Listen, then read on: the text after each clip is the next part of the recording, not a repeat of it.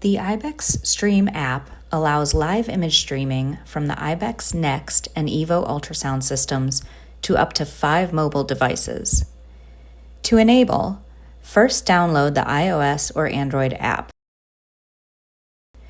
Next, open the Wi-Fi menu on your ultrasound by pressing the Select key and navigating to Wi-Fi. Under Wi-Fi mode, you can elect to enable the ultrasound's built-in hotspot by selecting Direct. Or, if you're in a location with another Wi-Fi network available, you can connect both the ultrasound and mobile device to the same network by choosing Station. Be sure that the IbexStream is turned on. These settings will persist until you change them, so you can auto-connect on future power cycles. Launch the app on your mobile device, select the appropriate Wi-Fi network, and enter the password to connect.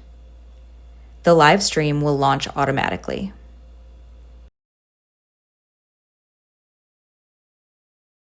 Read our IbexStream blog article for further information.